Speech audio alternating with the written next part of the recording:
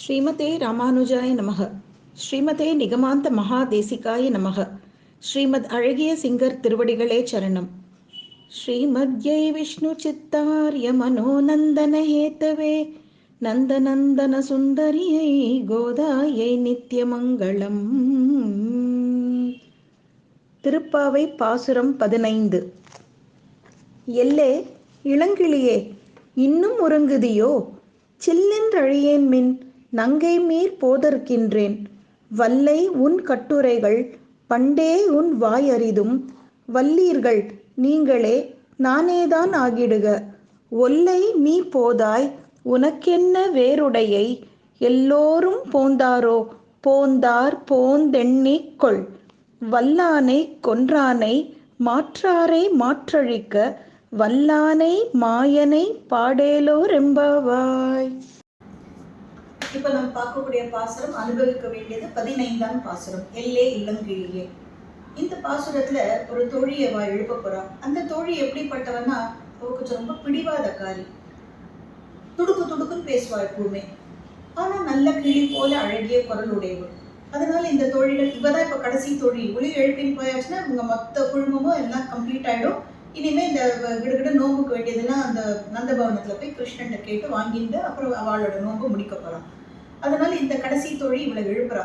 இவ என்ன பண்றா, அவ நல்ல கிளி போல அழகா பேசுவாள். அதனால எல்லே ஏமா இளங்கிளியே அப்படின்ற அந்த கிராமத்து பாஷையில அழகா செல்லமா கூப்பிடுறா. எல்லே ஏலே அப்படின்னா கிராமத்து பாஷை. இளங்கிளியே அப்படின்னு கூப்பிட்டோன்னே இவ வந்து சிலு சிலு சிலுன்னு என்ன எப்ப பார்த்தாலும் நீங்க வந்து கிண்டல் பண்ணாதீங்க இளங்கிளி அப்படின்னு சொல்லிட்டு சிலு அப்படி என்ன சிலு சிலுன்னு என்ன கூப்பிடாதீங்கோ, தோ வரேன் நான் வரேன் அப்படிங்கிறான். உடனே வாசுறா, நீ வந்து உன்னை பத்தி தெரியாதா, நீ வரேன்னு சொல்லிட்டு ஆனா உள்ளுக்குள்ளேயே ரொம்ப நேரம் உட்காந்துருப்ப அப்படின்னு சொன்னோடனே இவளுக்கு கொஞ்சம் கோவம் வருது. இல்ல நான் ஒன்றும் இது இல்லை, அந்த மாதிரிலாம் நான் கிடையாது, நான் வரேன் அப்படிங்கிற. ஆமா நீ சொல்றே தவிர நீ வந்து ரொம்ப வாய் சாமர்த்தியம், நீ ரொம்ப கெட்டிக்காரி, வரமாட்டியே அப்படின்னோடனே இவளும் பதில் சொல்றா, நான் ஒன்றும் அப்படிலாம் இல்லை, எல்லாம் நீங்க தான் வல்லீர்கள், நீங்களே அப்படின்றா. நீங்க தான் நல்ல வன்மை வாய்ந்தவர்கள் அப்படின்ற மாதிரி சும்மா பசங்க, அது தோழிகள்லாம் சின்ன வயசு குழந்தைகள்லாம் தங்களுக்குள்ள ஒட்டுத்துக்குள்ள விளையாட்டா பேசிக்கலையா, அதெல்லாம் சின்ன சண்டை, சின்ன கோவதாபங்கள் தான். மறு நிமிஷம் எல்லாம் மறந்து போயிடும், எல்லாம் ஒன்னோட ஒன்று கொண்டாடிட்டு ஓடிட்டு இருக்கும். அதே மாதிரிதான் ஒன்றுத்துக்குள்ள இந்த மாதிரி வாய் வார்த்தையா பேசிக்கிறான். இப்படி சொன்னோடனே அந்த வெளியில இருக்கிற தோழிகள், இவன் நம்ம என்ன ஏதாவது ஒன்று சொன்னா பதில் ஒன்று பேசுறான்னு சொல்லிட்டு அவ கொஞ்சம் மௌனமாகிடா, கொஞ்சம் கோபமா இருக்கா. இது உள்ளுக்குள்ள இருந்தோ புரிஞ்சுட்டா. ஓஹோ, நம்ம பதில் நீங்களே தான் வல்லவர்கள் அப்படின்னு சொன்னதுனால அவளுக்கு கோவம் வந்துட்டா. வல்லீர்கள் சொன்னதுனால அவ கோச்சின்ட்டாள் அப்படின்னு சொல்லிட்டு, சரி நம்ம மேலேயும் தப்பு தான், சாதாரணமா சொன்ன நம்ம தான் தப்பா எடுத்துட்டோம்னு சொல்லிட்டு, இல்ல வல்லீர்கள் நீங்கள் இல்லை, நானே தான் ஆகிடுக, நான் தான் இல்லை, நீங்க சொல்ற மாதிரி எல்லாமே நான் தான் வாய் சாமர்த்தியம், எல்லாம் நீங்க சொல்றதெல்லாம் கரெக்டு தான் அப்படின்னு சொல்லிட்டு ஒத்துட்டு தோ வரேன் அப்படிங்கிறான். இது வந்து என்னன்னாக்க நானே தான் ஆகிடுங்கன்னு சொல்றா பாருங்க. அதாவது அந்த குற்றத்தையும் தன்மையிலே தானே ஏத்துக்கிறான். இது ஒரு சிறந்த பாகவத லட்சணம். அதாவது வந்து ஒரு சிறந்த வைஷ்ணவ லட்சணம் கூட இது. இது எப்படின்னாக்க, யாராவது தப்பு பண்ணா அவ குற்றங்களை நம்ம எடுத்து சொல்லக்கூடாது. அவ குற்றம் பண்ணிட்டான்ற மாதிரி அவளை காமிச்சு கொடுத்தோ அவளை வந்து தர்ம சங்கடத்துக்கு ஆளாக்க கூடாது. குற்றமே பண்ணாம இருக்கணும். மற்றவர் குற்றங்களில் தானே குற்றம் பண்ணதா தன்மையிலே ஏத்துக்கிறது. அந்த பழிய மற்றவா பண்ண குற்றத்தையும் நான் தான் பண்ணேன்ற மாதிரி ஏத்துக்கிறது தான் ஒரு சிறந்த ஒரு மனிதாபிமான செயல், சிறந்த ஒரு லட்சணம், பாகவத லட்சணம், சிறந்த வைஷ்ணவ லட்சணம்னு இந்த திருப்பாவைக்கு 3000 படி விளக்குரை எழுதிய பெரியவாச்சான் பிள்ளை அப்படி கொண்டாடுற.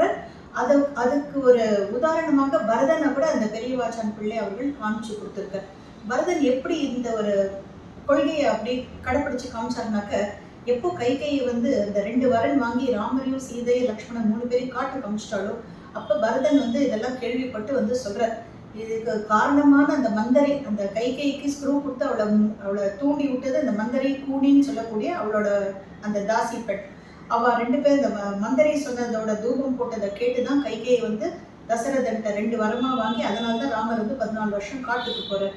அப்ப இதை கேள்விப்பட்ட பரதன் சொல்றார், இதுக்கு மொத்த காரணமும், இந்த பாவத்துக்கான மொத்த காரணமும் நான் தான். இந்த கைகைக்கு பிள்ளையா வந்து பிறந்தவர், அந்த பாவம் தான் ராமரை காட்டு காமிச்சது. மற்றபடி கைகை பண்ண ஒரு செயல்னாலேயோ அவமாயின வரத்தினாலேயோ இந்த மந்தரை பண்ண ஒரு தப்புனாலேயோ ஒன்றும் ராமர் காட்டுக்கு போல, எல்லாம் பாவியும் நான் தான் அப்படின்னு சொல்லிட்டு பரதன் தன் மேலதான் மொத்த பழியும் போட்டுக்கிற.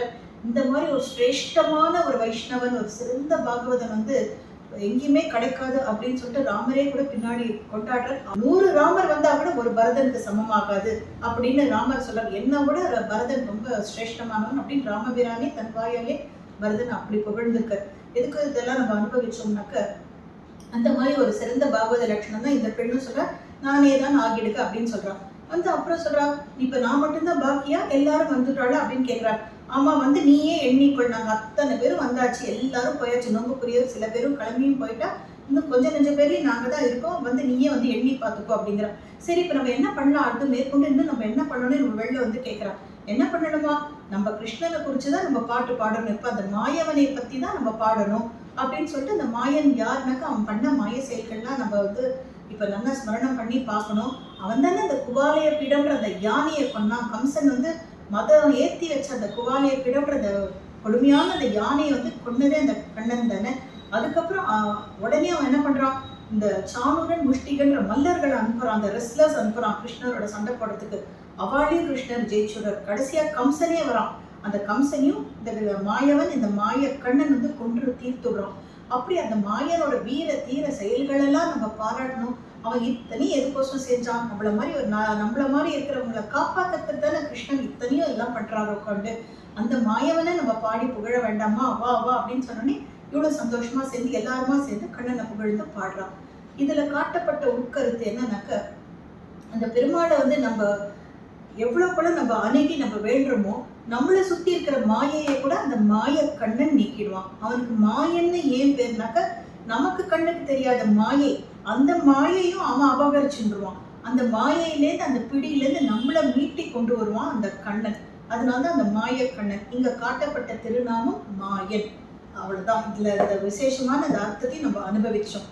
அடுத்து இனிமே வரக்கூடிய பாசுரங்கள்லாம் ஒவ்வொன்றும் அப்படியே நந்தபவனத்துக்கு போறா, ஒவ்வொருத்தரா எழுப்பி கடைசியில கிருஷ்ணரை பார்க்க போறா, என்னெல்லாம் அவங்ககிட்ட கேட்க போறா, கிருஷ்ணரின் வாழ்க்கை என்னெல்லாம் பதில் சொல்ல போறா, கடைசியில என்னெல்லாம் வரப்போகுது.